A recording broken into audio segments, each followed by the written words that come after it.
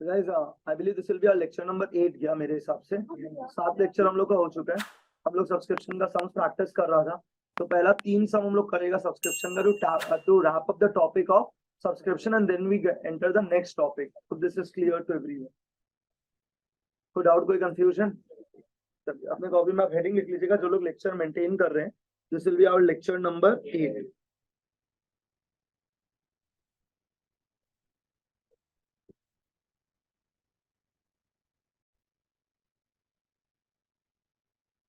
जून टेम्बर बढ़ाओ मत ना रे, शांतिपूर्वक बैठो। जूनियर्स लोग आया थोड़ा वेल बिहेव रहो, पढ़ लेना। तो चला इन लोग आप लोग का सीनियर बन गया है इस बार, और जात नहीं मार सकते सुबह पहले। हाँ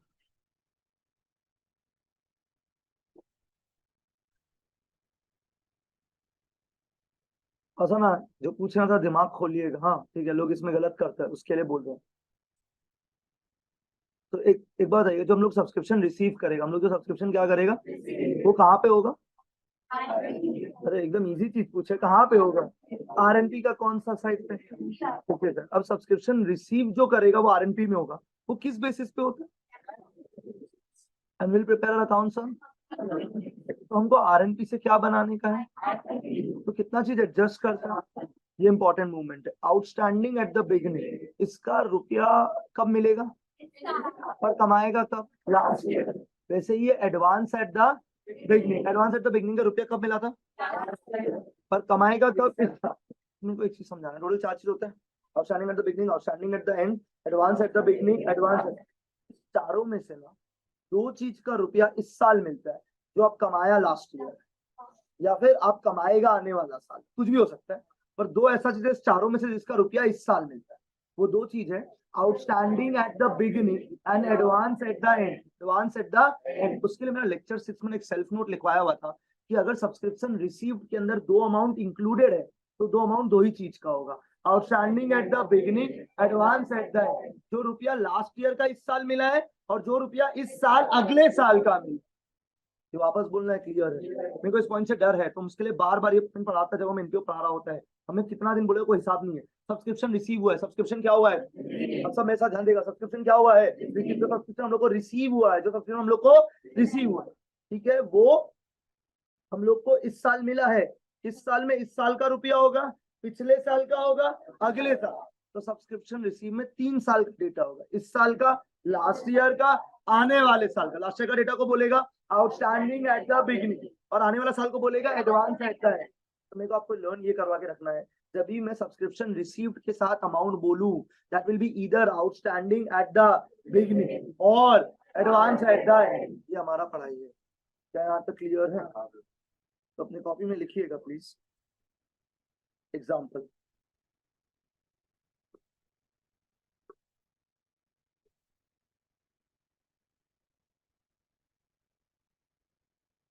subscription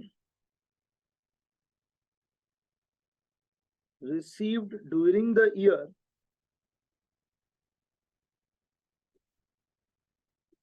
2018-19, subscription received during the year 2018-19 were rupees 2,50,000. Subscription received during the year 2018-19 were rupees कितना? 2,50,000, including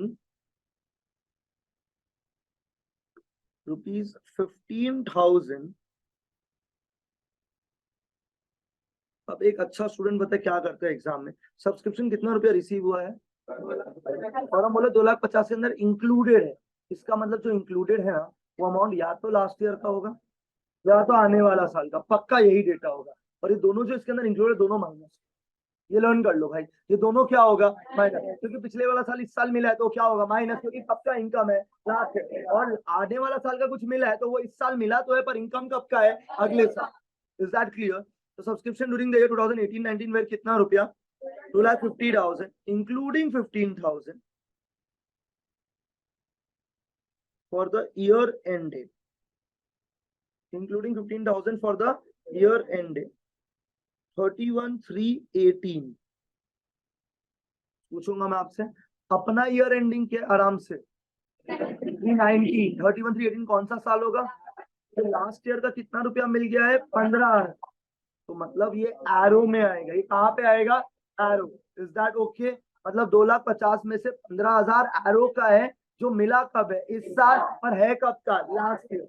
अब एकदम क्लियर है। तो subscription receive during the year 2018-19 were rupees 2,50,000 including 15,000 for the year ended 31/3/18 and rupees 13,000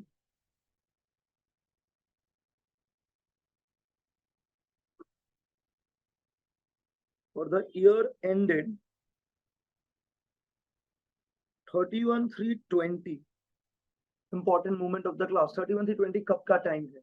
next आएगा। तो इसको हम लोग बोलेगा क्लोजिंग एडवांस। क्या बोलेगा इसको हम लोग? एडवांस। यहाँ तक समझ आ गया? तो बताओ 2,50,000 के अंदर कितना अमाउंट इंक्लूडेड है? दो, एक 15,000 और एक 13,000। 15,000 कब का है? लास्ट ईयर का। तो ये कहाँ पे आएगा? एरो। और 13,000 कौन सा साल के? अगले साल। तो ये कहाँ पे आएगा? Closing advance. अब बताओ समझ आया है नहीं यार? 100% वापस बोलना है। क्लियर है एकदम?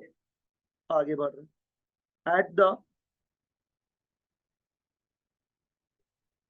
at the end of the year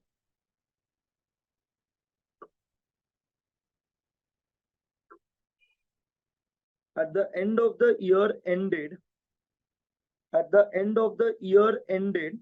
31/3/19। 31/3/19 कब का टाइम है? अगर कोई बता सकता है? at the end of the year ended 31/3/19 comma subscription outstanding for the year। Exactly हमको यही सुनना था आप लोग से। सब्सक्रिप्शन आउटस्टैंडिंग मैंने फॉर द ईयर लिखा है, मतलब ये क्या है? और सब्सक्रिप्शन आउटस्टैंडिंग एज ऑन लिखता ना, तो previous year plus current year का टोटल होता। जिसका दिमाग में चला गया भाई, आपका ठीक है जिंदगी। यहां तक समझ आया है? Subscription outstanding for the year ended 31/3/19 were rupees 25,000। subscription outstanding as on 31/3/18। ये कब का डेट है? Beginning, right? यस या नो? मतलब लास्ट मतलब क्या? बिगनिंग। यस या no? Were rupees 21,000। Test point है ये सबके लिए, वेरी वेरी इंपॉर्टेंट। नो पता है ना लास्ट ईयर कितना रुपया आउटस्टैंडिंग था? पता है 21,000 से मिला कितना है? वो 15,000 कहाँ पे होगा? एरो में। वो आरएनपी के अंदर मिला हुआ होगा। तो 21,000 लास्ट ईयर का मिलना बाकी है। इस साल मिला कितना है? 15,000। तो वो 15,000 आरएनपी के अंदर है। कितना रुपया मिलना अभी भी बाकी है? वो चला जाएगा प्रीवियस। ये हम लोग का यहाँ तक का होगी। तो सब्सक्रिप्शन आउटस्टैंडिंग एज ऑन 31/3/18 में कितना रुपया गाइस? 21,000। क्या यहाँ तक कोई डाउट है आप लोग को? While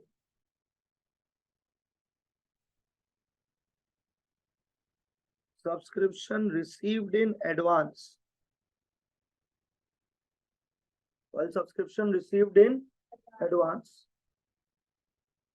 on 31/3/18।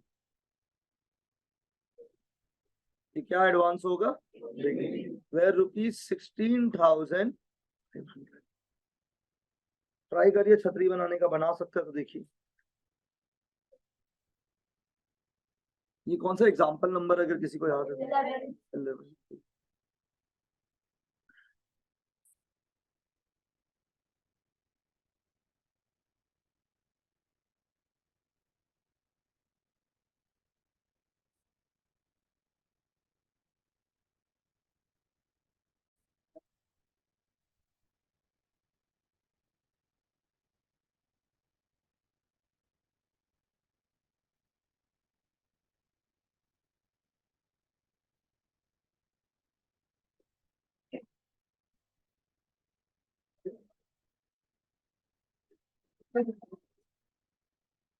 अरे गाइस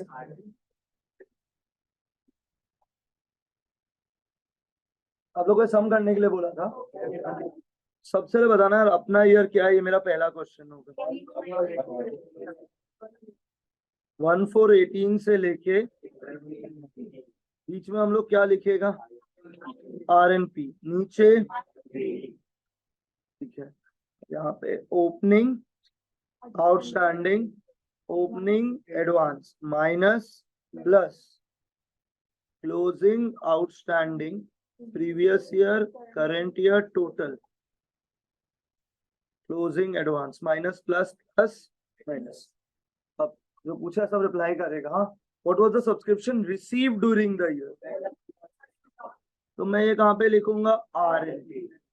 अब इम्पोर्टेंट क्या है कि इस 2,50,000 के अंदर इंक्लूडिंग क्या है, 15,000 कौन सा ईयर का, 31/3/18 एंड 13,000 2020 का।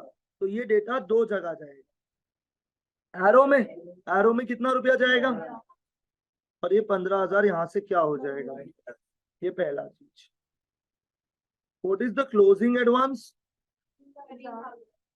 ये 13,000 भी यहां से क्या हो जाएगा, सॉर्टेड है, ये आप लोग राइट किया है।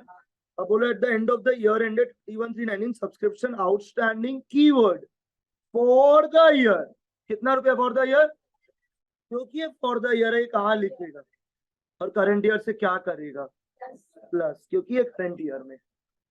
सब्सक्रिप्शन आउटस्टैंडिंग एज ऑन 31/3 कौन सा डेट, 18, तो what is the opening outstanding, arrow में कितना है, प्रीवियस ईयर टोटल, परफेक्ट यहां तक, ठीक है। While subscription received in advance on what date guys, 31/3/18 कितना रुपया, ये हम लोग कहाँ लिखेगा, ओपनिंग एडवांस। क्या है आप लोग का आंसर, 2 लाख।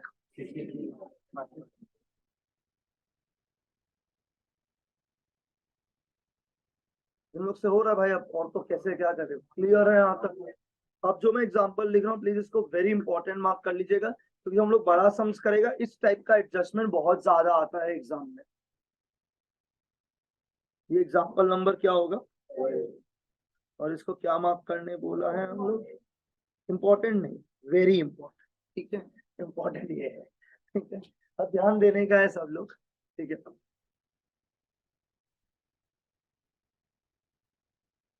ये सब्सक्रिप्शन का लास्ट एग्जांपल होगा मेरे साइड से, and then I am going to go to the next topic. I hope this is clear to everyone.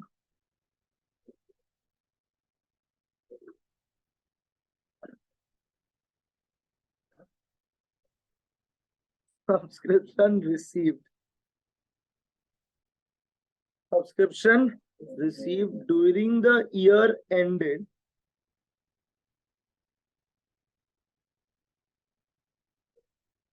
during the year ended 31/3/17, subscription received during the year ended 31/3/17। सब रुक जाइएगा, एकदम सांस वास ले लीजिएगा। तो कोई हमको बता सकता है मेरा ईयर कब से कब तक, 1/4/16 से लेके 31/3/17, इज दैट ओके। तो subscription received during the year ended 31/3/17, whereas under subscription received during the year ended 31/3/17, whereas 2015-16, 2016-17, 2017-18। मैं आपकी जगह होता तो मेरा दिमाग ऑलरेडी चल रहा होता कि भाई ये सब्सक्रिप्शन रिसीव का डेटा है, रिसीव में कितना डेटा लिख के दिया है, 3, एक पता है कहाँ पे आएगा, एरो, एक इस साल का और एक क्लोजिंग एडवांस। अपना साल कौन सा, इज दैट ओके। तो लिखिएगा 15-16 के सामने 5,000, 1,08,000, 3,000, टोटल 1,16,000।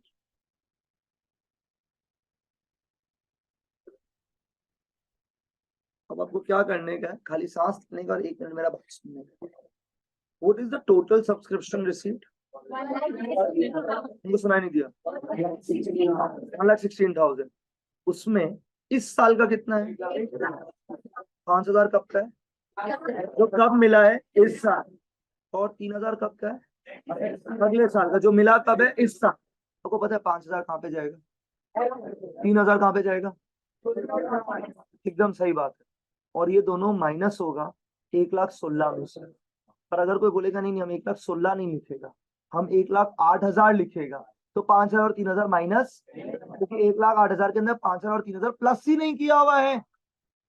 1,08,000 पता है कब का रुपया है? एक्सक्लूसिवली इस साल। पर इस साल हमको 1,08,000 नहीं मिला, हमको कितना मिला?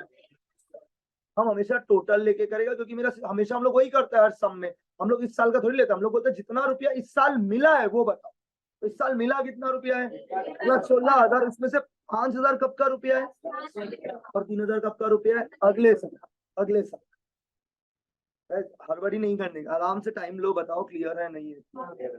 100%। तो can you guys tell me what is the subscription received during the year? 1,16,000। 5,000 कब का है? 3,000 कब का है? तो जो लास्ट ईयर का रुपया इस साल मिलेगा वो कहाँ पे आएगा? और 3,000 रुपया जो अगले साल का इस साल मिलेगा। ये हमारा पढ़ाई है। क्या यहाँ तक सबको समझ आ गया? कोई डाउट, कोई दिक्कत? नीचे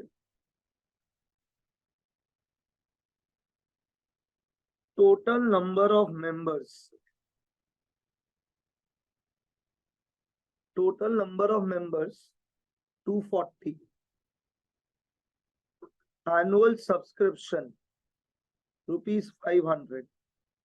इस दोनों से हम लोग को क्या चीज का डेटा मिलेगा? एग्जैक्टली क्या डेटा मिल जाएगा? IND, जो मेरे को एक्चुअली इस साल कमाना चाहिए था। याद हम लोग ने एक एग्जांपल में ऐसा किया था, जब मेरे को पता है इतना मेंबर है, इतना रुपया, तो कमाना तो इतना चाहिए था, पर मिला इस साल कितना रुपया है? 1,16,000। पता नहीं समझा नहीं समझा? फिर subscription outstanding on 1st April 2016 ₹9,000। ठीक है क्या? ये हम लोग का सम है, खाली इतना ही सम है हम लोग। ठीक है, अब ये पूरा सम आप मेरे साथ करेगा, बहुत इंपॉर्टेंट है, पूरा समझ के करिएगा, हड़बड़ी मत करिएगा। अब एग्जाम का एक बार माहौल समझिएगा, हम लोग सबके लिए बहुत इंपॉर्टेंट जो मैं बोलने वाला हूँ। वो एग्जाम में पता है आपको क्या बना के देगा? RNP। और RNP से क्या बनाना होगा? ये एक टाइप का सम है। अगर वो RNP बना के दिया, इस RNP के अंदर कितना ईयर्स का डेटा है, वो ऐसा बड़ा सम में भी देगा। जैसे ही तुम्हें डेटा दिखेगा ना, तुम समझ जाना कि एक अपना साल होगा, एक पिछला साल होगा, एक आगे वाला साल होगा। अपना साल कौन सा है? पिछले साल कौन सा है? एरो में आएगा। और अगले साल क्लोजिंग एडवांस है। ये सिंपल रखेगा तो इजी रहेगा। मतलब कुछ स्पीड पे भी होता है एग्जाम में, तुम सोच नहीं सकता है। तुम एग्जाम पे RNP देखा, एग्जाम में क्या देखा? RNP। कितना डेटा लिखा हुआ है? 3 डेटा। ये देखते ही तुम समझ जाएगा कि इसके अंदर लास्ट ईयर का है, इस साल का है, आने वाले साल का है। लास्ट ईयर का डेटा कहाँ पे आएगा? एरो। आने वाला साल कहाँ पे आएगा? Closing arrow. ऑब्वियसली ईयर भी देख लेना यार, वेरीफाई करने के लिए। पता नहीं समझा नहीं समझा? पूरा बैच 100%। वापस बोलना है, बोलना है पुलकित, एक बार वापस बोलना है पुलकित के लिए प्लीज सब लोग। ठीक है, पुलकित इज फेवरेट। ठीक है, तो भाई अपना ईयर क्या है अगर कोई बता सकता है तो? 16-17 अपना साल। 15-16 कब का साल है? 17-18 कब का साल है? ये दोनों साल का रुपया पता है कब मिला है? इस साल। ये सारा रुपया कौन सा ईयर में मिला है? 2016-17। ये जो रुपया मिला है ये कौन सा ईयर का है? जो मिला कब है? इस साल। ये कहाँ पे आएगा? एरो। ये रुपया 3,000 रुपया कब मिला है? इस साल 2016-17 में। कौन सा साल के लिए? 17-18 के लिए। तो इसको क्या बोलेगा? Closing advance. ठीक है, तो इस साल टोटल कितना रुपया मिला है? 1,16,000 टोटल मिला, जिसमें से इस साल का पता है कितना रुपया? 1,08,000। 5,000 लास्ट ईयर का है, 3,000 अगले साल। ये हम अब बोलिए पुलकित, अब आपका डाउट। जैसे पुलकित डाउट पूछे, अगर आपको भी डाउट होता है तो बी लाइक पुलकित प्लीज पूछिएगा, खाली डाउट पूछने में। आगे क्लियर है? अभी हम लोग क्या बनाएगा जल्दी से बताइएगा। छतरी। तुम रहा था तुम बोर्ड के बाद बाल कटवाएगा, अभी तक नहीं कटवाया। एक बार अपना पेट देखो तो। आया बड़ा कबीर सिंह। कौन सा लड़की छोड़ के गया तुमको? विवेक। तुम क्यों छोड़ा उसको?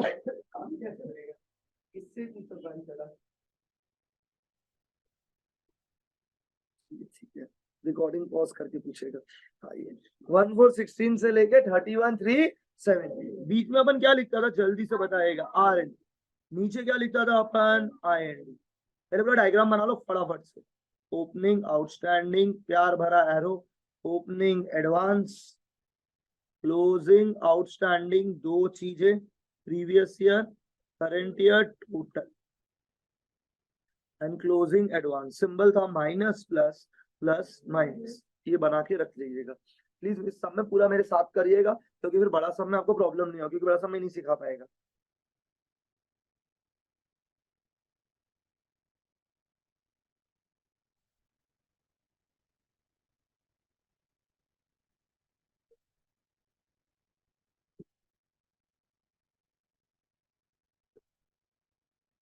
Okay guys, can I speak? Please बोलिएगा, मेरा आरएनपी में इस बार टोटल कितना रुपया मिला है मेरे को? तो भाई टोटल जो 1,16,000 मिला है ना, हम वो लिखेगा। हम ये नहीं लिखेगा इस साल का कितना है, टोटल कितना रुपया मिला है। मिला तो टोटल 1,16,000 आता है, तो भी पेशेंस रखो। टोटल मिला कितना रुपया है? अब पता है कुछ लोग क्या बोलेगा, मेरा ईयर कौन सा है, तो हम तो 1,08,000 लिखेगा। भाई 1,08,000 इस साल नहीं मिला, इस साल मिला कितना है, उस 1,16,000 में इस साल का 1,08,000 है, और इस साल टोटल मिला कितना है, तो मैं आरएनपी में लिखूंगा कितना, 1,16,000, क्योंकि मिला तो 1,16,000 है। तो यू एग्री विद दिस? अब एक बात बताओ, ये 1,16,000 में से लास्ट ईयर का कितना रुपया है, तो एरो में कितना आएगा, और अगले साल का कितना रुपया है, वो कहाँ पे आएगा, क्लोजिंग एडवांस। और ये 5,000 3,000 इसमें से क्या हो जाएगा, और आपको पता है माइनस करने के बाद कितना आ जाएगा, 1,08,000। तो कुछ लोग बोलते हैं गौतम आप डायरेक्टली 1,08,000 लिख दो। तुम अगर डायरेक्ट 1,08,000 लिखता है ना, तो भी एरो और क्लोजिंग एडवांस में तो लिखना ही पड़ेगा, फिर आप माइनस मत करिएगा। अरे आप समझा नहीं है, इससे अच्छा अपना प्रोसेस सिंपल रखो। इस साल का क्यों ले रहा, टोटल कितना मिला, एरो में कितना, क्लोजिंग एडवांस कितना, दोनों माइनस करके आना कितना चाहिए, सीधा पढ़ा, ये आने के बाद ही आगे बढ़िएगा। अब समझ आ गया, एरो में क्यों गया, क्लियर है, क्लोजिंग एडवांस क्यों है, क्लियर है गाइस, एकदम अच्छा से बोलने का है। गुड मॉर्निंग गाइस, प्लीज बोलिए क्लियर नॉट क्लियर। बहुत बढ़िया। अब बताइए ना, what is the total number of members, annual subscription, calculator पे मारिए कितना, 1,00,000। ये बताए कहाँ पे आएगा। तो आप एक बात बताओ, एकदम बहुत इंपॉर्टेंट, साल में मिला कितना रुपया, एग्जाम सुना, तुम लोग सुना नहीं, मिला कितना है, कमाया कितना है, exactly that is the difference in cash basis and. अब समझ आया, यहाँ तक कॉपी हो गया सबका, को doubt? What is the subscription outstanding on 1416, what is my opening outstanding, 9,000 में से मिला कितना है, प्रीवियस ईयर, परफेक्ट। नहीं समझा, नहीं समझा। अब एकदम इंपॉर्टेंट बात, और इस सबके लिए बहुत इंपॉर्टेंट, हमसे बाद में डाउट पूछेगा, क्या इस क्वेश्चन में और भी कुछ दिया हुआ है। अब एक बात समझो ना, इसको माइनस करके आ कितना रहा है, और आईएनडी में होना कितना चाहिए, मतलब कुछ तो प्लस होगा ना इसके साथ। अरे आंसर करो, कितना रुपया प्लस होगा, और आपको पता है कितना डेटा मिसिंग है, तो एक ओपनिंग एडवांस, एक करंट ईयर, क्योंकि इस डायग्राम से तो करंट ईयर मिलता है भाई, इतना सम्स कर लिया, डायग्राम से क्या मिलता है। Do you agree with me, क्या क्या दो चीज मिसिंग है, जल्दी जल्दी मेरे साथ साथ, ओपनिंग एडवांस और करंट ईयर, हाँ ना। एक बार और, क्या क्या मिसिंग है एक साथ, ओपनिंग एडवांस और current year, is that okay? Now comes the decisive moment of the class. क्या ओपनिंग एडवांस दिया है, क्या करंट ईयर दिया है, यहाँ पे प्लस तो 12 था, और दोनों ही वैल्यू में प्लस ही करना है हम लोग को। हम लोग कौन सा, अगर एग्जाम में वो डेटा के साथ कभी बोले नहीं कि आउटस्टैंडिंग एडवांस कौन सा ईयर का है, will always assume it to be closing, will always assume it to be. तो अगर वो एग्जाम में बोलता है सैलरी आउटस्टैंडिंग ₹3,000, आपको मेरा मन में डाउट क्या आएगा, ये ओपनिंग है या फिर क्लोजिंग, तो क्या मानना है, क्लोजिंग। तो ये असम्पशन पूरा चैप्टर के लिए वैलिड है, आपको नोट नहीं लिखना होता है, पता है सबको कि अगर कुछ नहीं बोला it will always be which data, closing. तो यहाँ पे भी हम क्या मानेगा, क्लोजिंग, क्योंकि ओपनिंग एडवांस भी तो हो सकता था, पर वो तो ओपनिंग है, तो ओपनिंग नहीं होगा, हमेशा क्या होगा, क्लोजिंग। तो ओपनिंग एडवांस क्या मानना पड़ेगा अपने को, एंड मेरा करंट ईयर कितना आएगा, याद रखना है 12,000 टोटल नहीं है, 12,000 क्या है, और टोटल कितना 16।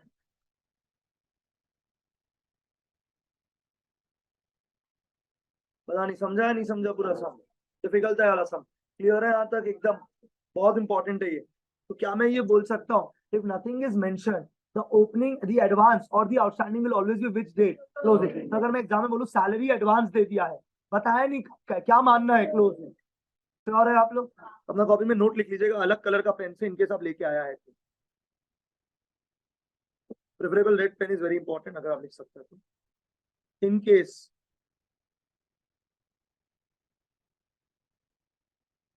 if nothing is mentioned,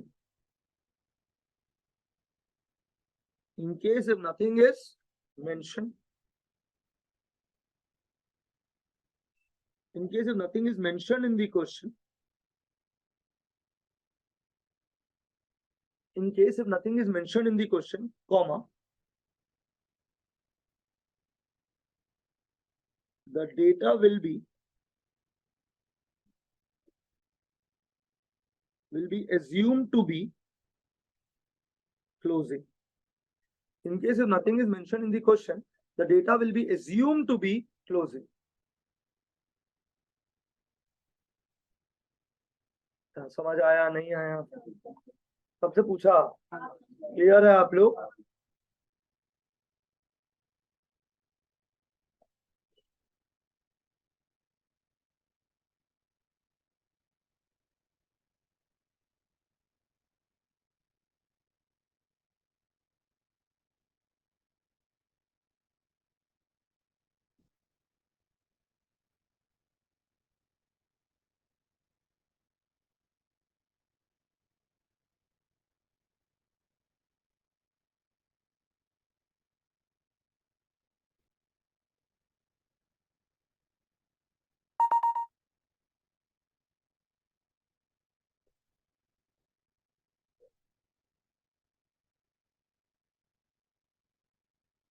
देखिए आपके सामने स्क्रीन में एक क्वेश्चन होगा,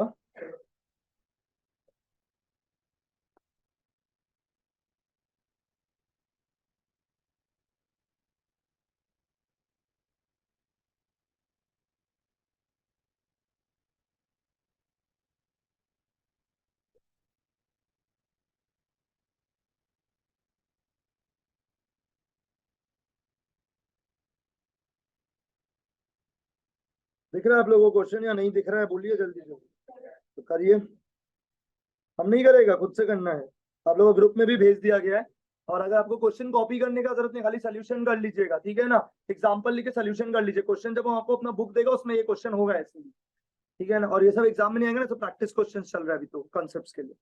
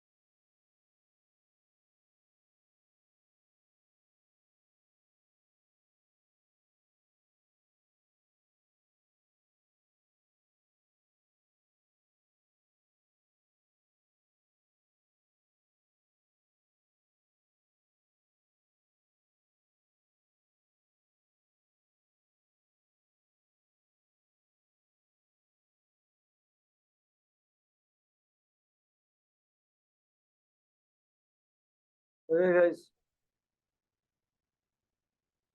आप लोगों को सम करने के लिए दिया था। सबसे पहला मेरा क्वेश्चन ये होगा, हम लोग का ईयर कौन सा है? 15-16 में टोटल रुपया आया कितना? टोटल 98,000 में से 3,000 कब का है? कहाँ पे आएगा? और 2,000 कब का है? अगले साल का। तो कहाँ पे आएगा? क्लोजिंग। तो 3,000 माइनस होगा, 2,000 माइनस होगा, 93 आ जाएगा वापस से। तो बीच वाला डेटा, हाँ या ना? बना सकते हैं हम लोग डायग्राम, पता नहीं आप लोग बनाया है? Let's see.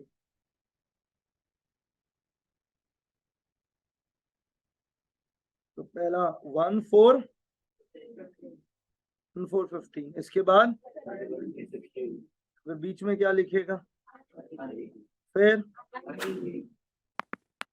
फिर ओपनिंग आउटस्टैंडिंग, फिर minus plus, closing outstanding, closing advance, plus minus previous year करेंगे। अब आप लोग बोला था ना टोटल कितना रुपया रिसीव हुआ है, इसमें से लास्ट ईयर का कितना है? तो एरो, और ये 3,000 यहाँ से क्या हो जाएगा? और अगले साल का कितना है? वो भी यहाँ से क्या हो जाएगा? Do you agree? ये करके आना कितना चाहिए, आप जल्दी से बताइए। Is that okay for everyone? फिर आगे क्वेश्चन में बोला थी क्लब हैज कितना members, each paying at the rate 200 as what subscription. तो 500 इंटू 200 अगर आप बता सकते, ये 1 लाख रुपया कहाँ पे आएगा? यहाँ तक सबको समझ आया है 100%? अब इसके बाद इंफॉर्मेशन एक और था, सब्सक्रिप्शन आउटस्टैंडिंग एज ऑन 31 मार्च 2015, ये कब का आउटस्टैंडिंग है? रिप्लाई नहीं आया है। तो what is my opening outstanding? 8,000 में से मिला कितना है, कितना बाकी है? 5,000 कहाँ पे? सॉर्टेड पूरा बैच। तो ये आ कितना रहा सब कुछ करने के बाद, जबकि मिला कितना है? क्या प्लस करेगा? ये 7,000 रुपये किधर जाएगा?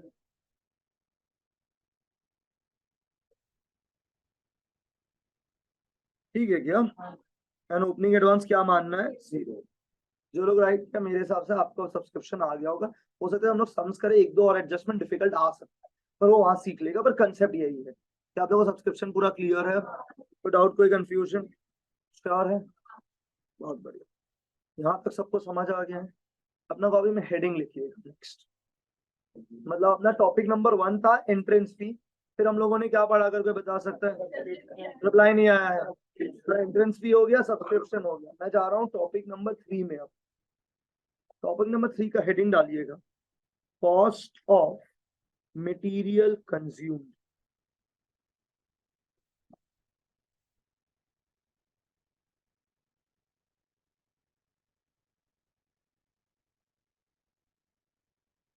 Cost of material consumed.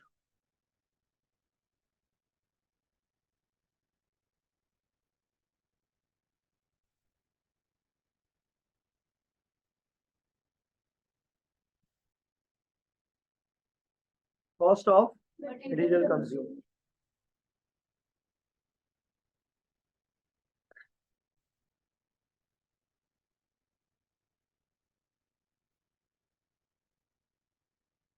तो पहले मेरा पूरा बात समझिएगा और देखिएगा कि मैं क्या समझाना चाहता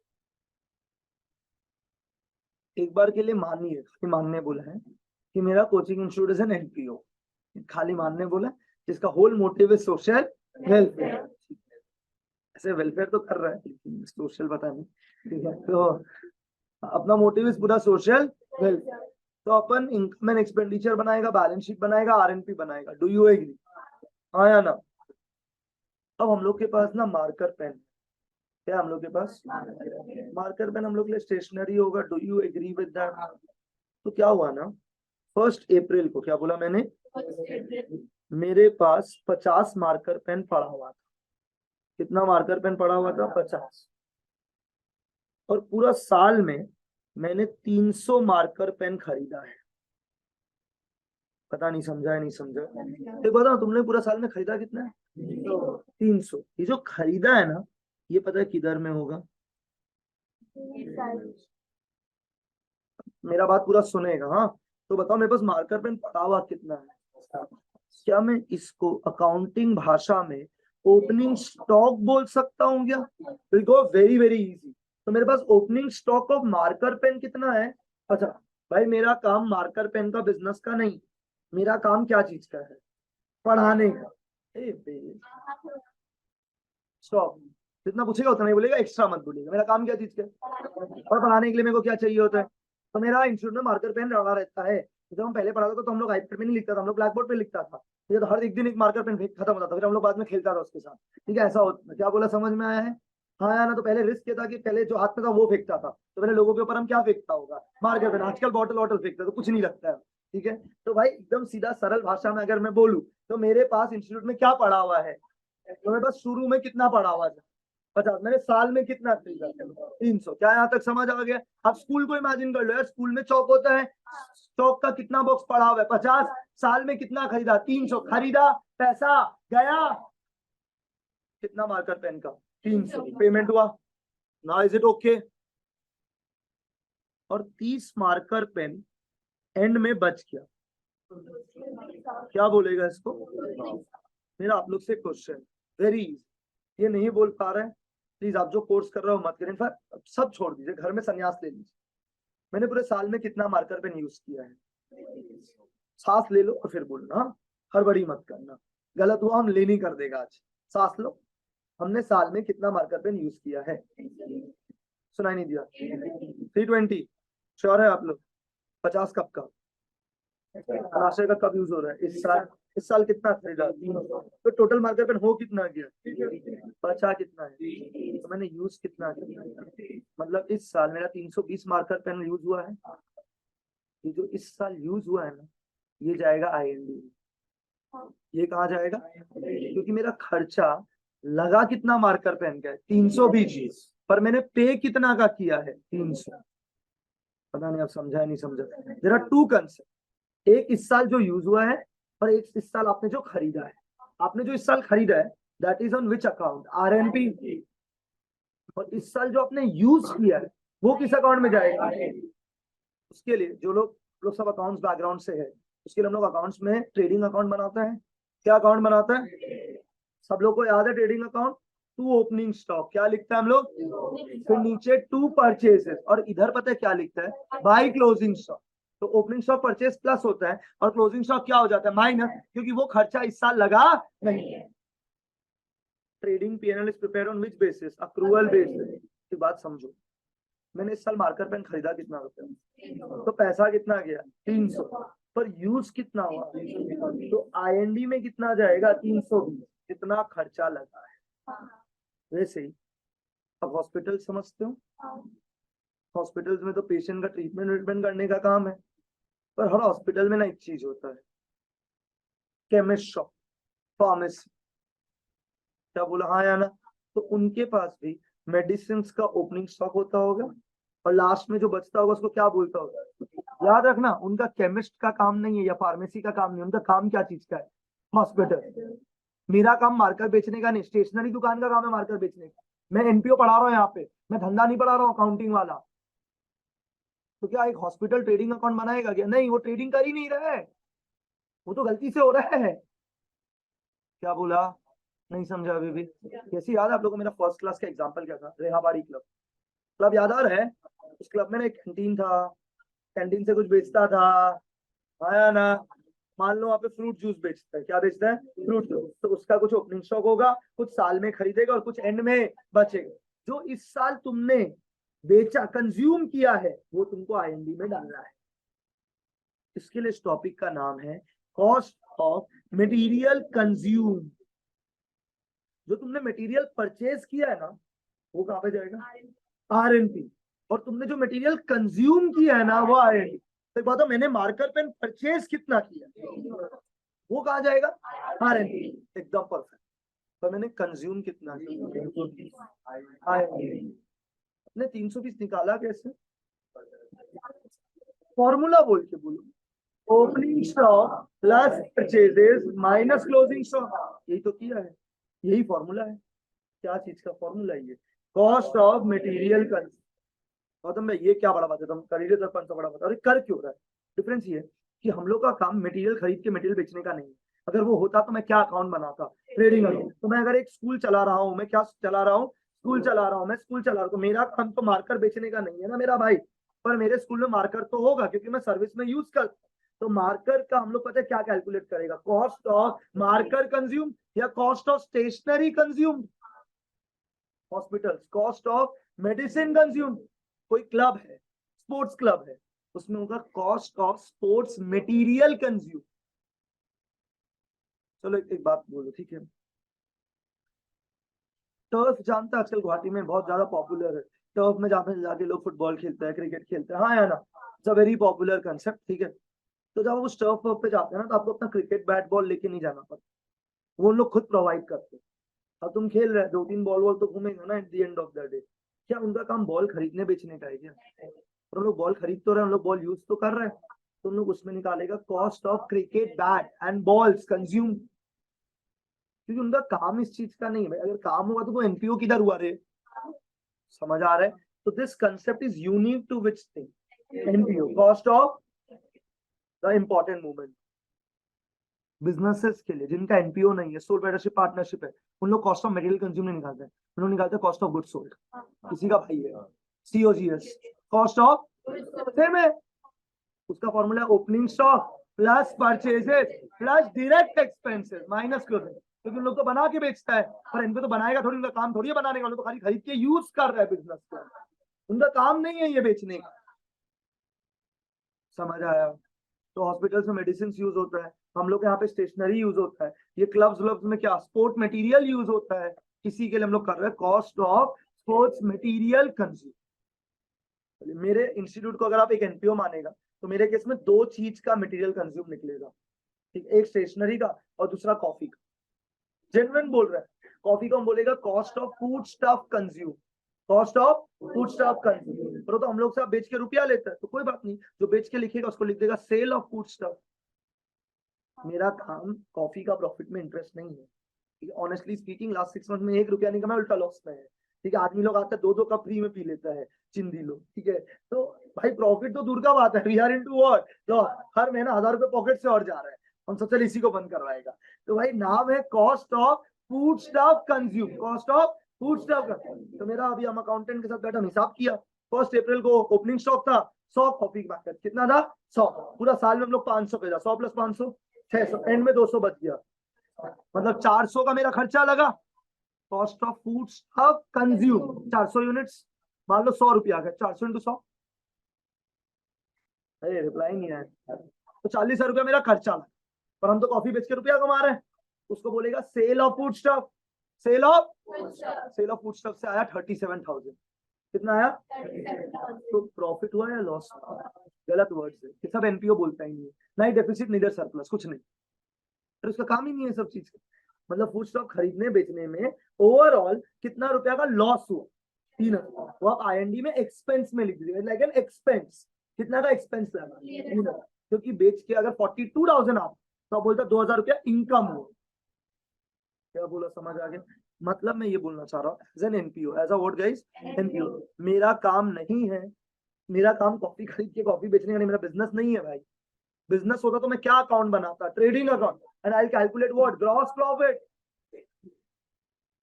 सीओ मटेरियल कंज्यूम निकालना इज नॉट इंपॉर्टेंट, पर कर क्यों रहा है वो मेरे ज्यादा जरूरी है। Why are we doing this in the chapter NPO? Because NPO is not into the business, but there are certain materials जो उनका बिजनेस के अंदर यूज होता है। They're not into the business of selling marker pen, पर हम लोग use कर रहे हैं ना। आपका स्कूल चौक यूज कर रहा है, वो चौक का हम लोग क्या निकालता होगा? Cost of chalk consume. Can you understand? पर जिनका काम है चौक खरीद के चौक बेचना, उन लोग क्या बोलेगा? Cost of goods sold. उन लोग तो गुड्स बोलेगा इस चीज को।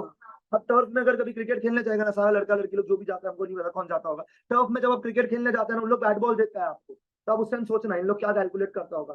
Cost of sports material consume, sports material consume.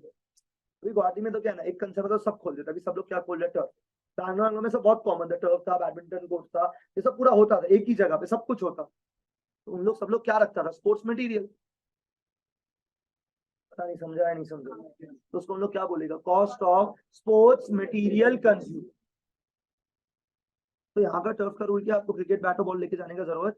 तो जब हम लोग बैंगलोर में था, तो बैंगलोर में ना बहुत पॉपुलर एक चीज था, बैडमिंटन कोर्ट्स। मतलब बैंगलोर में बहुत जगह है ये, ठीक है। मतलब यार जैसे यहाँ पे टर्फ्स है ना, वहाँ पे इंडोर में बैडमिंटन कोर्ट्स बनवाया हुआ है। मतलब पूरा ऐसा है, 6 लेन का पूरा क्या बनाया हुआ बैडमिंटन कोर्ट्स। और वहां पे तुमको उन लोग मटेरियल नहीं देगा, तुमको खुद को लेके जाना पड़ेगा।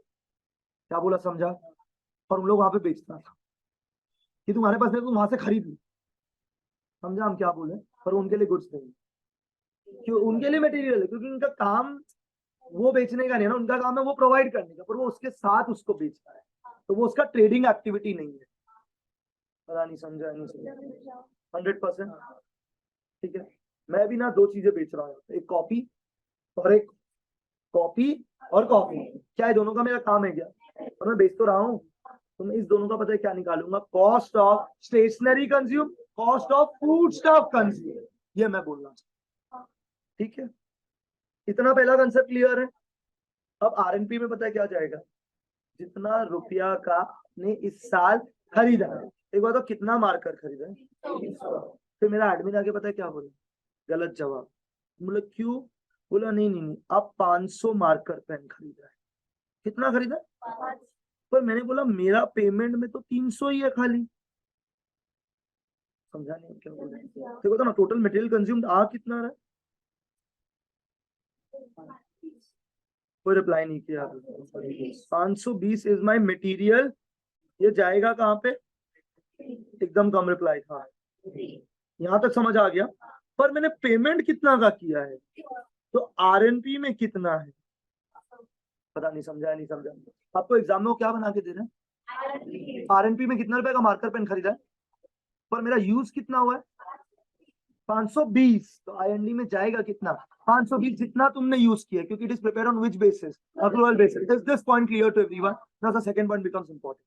मैं अपने एडमिन को ही बोल रहा हूँ, भाई मैंने तो 300 का पैसा दिया, तू बोले हमने 500 का दिया, भाई 200 फ्री में आ गया क्या? बोला नहीं नहीं, 200 का रुपया देना बाकी है, 200 का रुपया देना। तो जो 500 मार्कर पेन है ना, ये बेसिकली हम लोग को पता है क्या है? परचेज। और आपको पता है परचेज कितना तरह का होता है? कैश परचेज और,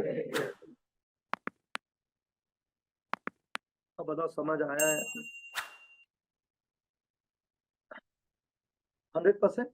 ये मैंने किसका निकाला? मार्कर पेन का। क्या मैं मार्कर पेन बेचता हूँ क्या? तो इसका कोई भी सेल नहीं होगा, खाली कॉस्ट होगा। It will be going to the expense side, it will going to the side expense side. क्या यहाँ तक समझ आया है? नहीं तो बताओ what is my opening stock? सब एक साथ बोलेगा हमको। मैंने खरीदा कितना है, मैंने पेमेंट कितना का किया? 300 जो पेमेंट किया उसको मैं बोलूंगा कैश परचेज। कितना का पेमेंट नहीं किया है? मैं 200 को बोलूंगा क्रेडिट परचेज। और मैंने क्या माइनस कर दिया इसमें से? क्लोजिंग। तो पता है इसका फॉर्मूला क्या हुआ? अगर तो ठीक से बोलेगा सुनना भाई, ढंग से एकदम सुनना। ओपनिंग स्टॉक प्लस, देखो हम खुल के लिखेगा, opening stock plus cash purchase plus purchase minus closing. Do you agree with me? आपको पता है इस चारों में से खाली एक ही डेटा आरएनपी में होगा। क्या ओपनिंग स्टॉक होगा? क्या क्लोजिंग स्टॉक होगा? क्या क्रेडिट परचेज होगा? नहीं। और इससे जो मिलेगा उसको बोलेगा कॉस्ट ऑफ मटेरियल कंज्यूम। अब लोग कुछ लोग अभी भी लॉस्ट है। क्लियर है? नहीं है क्लियर? ये कॉस्ट ऑफ मटेरियल कंज्यूम पता है कहाँ जाएगा? ये मेरा पढ़ाई है। आपको समझ आ गया है? एक बार आप मेरे साथ साथ बोलने का कोशिश करिएगा। क्या फॉर्मूला है? एक साथ, opening stock plus cash purchases plus credit purchase minus close. क्या मिलता है इससे अपने को? ये कहाँ जाएगा? ये हमारा टीचिंग। क्या बोला, समझ आया है? हो सकता है वो आपको मटेरियल कंज्यूम निकाल के दे, आईएनडी बना के दे, और आपको आरएनपी बनाने बोले, तो उस चीज में आपको पता है क्या निकालना पड़ेगा? Cash purchase.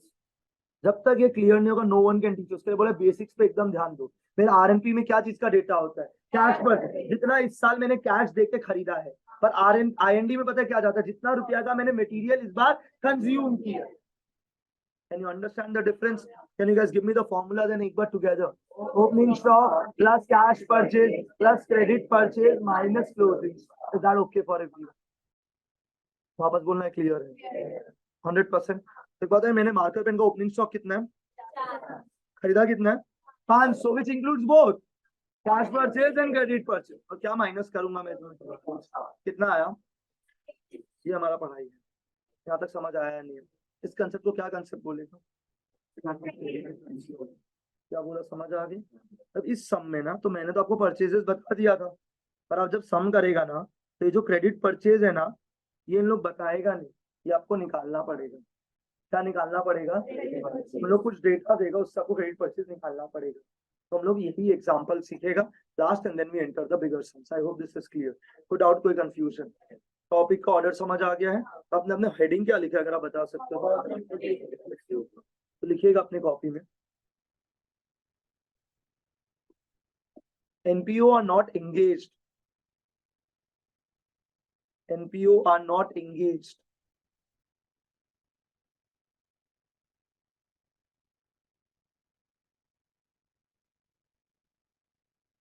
NPO are not in trading activities.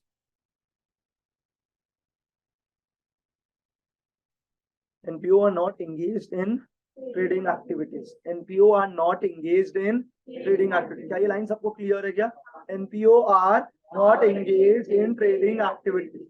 Dash. But they do consume certain materials.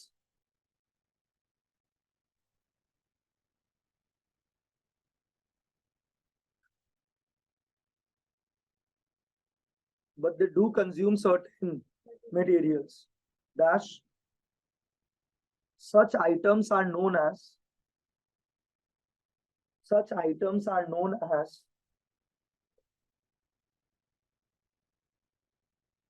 Such items are known as consumable goods. Such items are known as consumable goods. Dash example. Medicines. Medicine किसके लिए होगा? Hospitals के लिए। सुनो, अगर तुम्हारा pharmacy का दुकान है तो तुम तो एनपीओ कर ही नहीं रहे, पहला बात, तुम तो पूरा प्रॉफिट के लिए कर रहे हैं, तब तुम तो ट्रेडिंग अकाउंट बनाएगा। ये हम बोले जो हॉस्पिटल है which is NPO, which is like a trust, which is like a what? Trust. कितना सारा हॉस्पिटल है, गवर्नमेंट हॉस्पिटल है, what? Social welfare, just setup like a what? Trust. तो उनके वहां पे अगर कोई केमिस्ट का शॉप है, मेडिसिन बेच रहा है, तो उनका हम लोग क्या कैलकुलेट करेगा? कॉस्ट ऑफ मेडिसिन कंज्यूम्ड, अगर वो उसी हॉस्पिटल का है। क्या बोला, समझ आ गया है? तो क्या लिखा डैश मैंने एग्जांपल में? Medicine comma sports material, sports material. Okay, since you guys are brilliant, आप लोग कोविड बैच का ही है, अभी भी थोड़ा सा ट्रेड्स से पूछ रहा है। There's a difference between sports material and sports equipment. There's a difference between sports material and sports equipment. Material तो मतलब जो डे टू डे में यूज हो जाता है, cricket bat ball test basically, पर एक होता है स्पोर्ट्स इक्विपमेंट। आप लोगों को पता होगा ऐसा मशीन आता है जिससे बॉल आते हैं निकलते हैं, हाँ, वो सब इक्विपमेंट्स होते हैं, and they are what? Assets. क्या बोला, समझ आ गया? टीटी टेबल का जो है वो स्पोर्ट्स इक्विपमेंट, और जो टेबल टेनिस का बॉल होगा वो क्या होगा? स्पोर्ट्स मटेरियल होगा। क्या बोला, समझ आ गया है? यहाँ पे मैं स्पोर्ट्स इक्विपमेंट का बात नहीं कर रहा हूँ, वो तो एसेट है भाई। मैं आज इस किसका बात कर रहा हूँ? जो आप डे टू डे में कंज्यूम करते हो। क्लियर है? दोनों में मिक्स मत करेगा, सब में दोनों आता है। मटेरियल भी आता है, इक्विपमेंट भी आता है। मटेरियल किधर जाएगा? IND, और इक्विपमेंट किधर जाएगा? Balance sheet. Is that okay? मैंने एग्जांपल में लिखा है medicine comma stationery,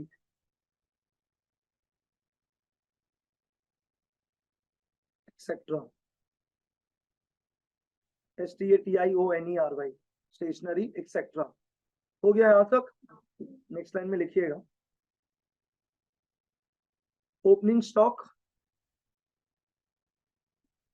opening stock plus cash purchases plus credit purchases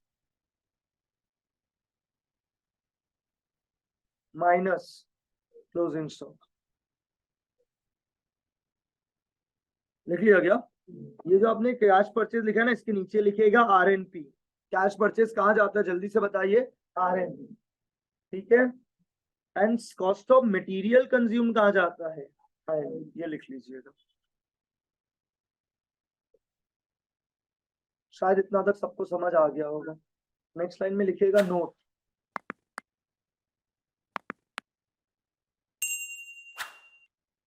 cost of material consume में not be given in the sum, sorry, credit purchases में not be given in the sum. Note के अंदर credit purchase may not be given in the sum. Credit purchase may not be given in the sum.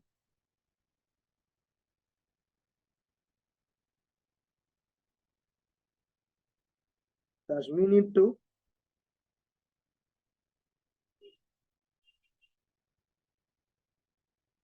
calculate the same.